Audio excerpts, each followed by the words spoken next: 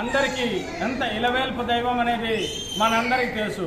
రాష్ట్రంలో ప్రసిద్ధి చెందినటువంటి ఎన్నో పుణ్యక్షేత్రాలు, ఎన్నో దేవాలయాలకు సంబంధించిన దాంట్లో ప్రత్యేకమైనటువంటి చరిత్ర ఉన్న దాంట్లో మన మోదకొండమ్మ తల్లి కూడా ప్రత్యేకమైనటువంటి చరిత్ర ఉన్న విషయం మన అందరికీ తెలుసు. ఉత్తరాంధ్రలోనే మరి ఉత్తరాంధ్ర ప్రజలు ఇలవేల్పు దైవం మోదకొండమ్మ తల్లి అనే సంగతి మన అందరికీ తెలుసు. మన్యం ప్రజల ఆరాధ్య దైవం మన అందరికీ తెలుసు. మన్యం ప్రజల ఆరాధ్య దైవం అంటే మోదకొండమ్మ తల్లి కలుసుకుంటే ఎటువంటి కష్టమైనా కూడా పరిష్కారం అవుతుందని ప్రజల తాలుగా ప్రగాఢమైన విశ్వాసం, నమ్మకం.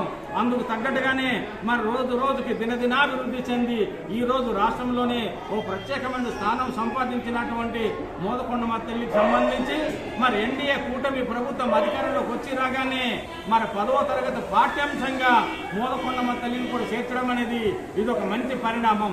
కాబట్టి ప్రజలు ఆధ్యాత్మిక ఆలోచన, మంచి ఆలోచన విధానాలు ఎవరైతే చేస్తారో, లేదంటే ప్రజల తాలూకా మనోభావాలు ఏదైతే ఉంటుందో అటువంటి మనోభావాలకి, ఆధ్యాత్మిక విధానాలకి ఈ రాష్ట్ర ప్రభుత్వం గౌరవిస్తుందనే దాంట్లో భాగంగానే మరి మోదకొండమ్మ తల్లిని సైతం ఈనాడు మరి 10వ తరగతి పాఠ్యాంశంలో చేర్చడం అనేది గొప్ప పరిణామం. కాబట్టి మోదకొండమ్మ తల్లి తాలూకా జీవిత చరిత్ర అంతా కూడా ఈ పాఠ్యాంశంలో చేర్చడం వల్ల మరి ఇప్పుడున్నటువంటి కొత్త తరం నాయకులందరికీ, కొత్త తరం వ్యక్తులందరికీ కూడా ఈ జీవిత చరిత్ర తెలుస్తుంది. కాబట్టి ఈ సందర్భంగా గిరిజన నాయకుడుగా, జనసేన పార్టీ నాయకుడుగా, గిరిజన ప్రజల యొక్క మనోభావాలు తెలిసిన వ్యక్తిగా మరి మా గిరిజన ప్రాంతం తరఫున ఈ రాష్ట్ర ప్రభుత్వానికి ప్రత్యేకంగా నమస్కారాలు తెలియజేస్తున్నాను, ధన్యవాదాలు తెలియజేస్తున్నాను.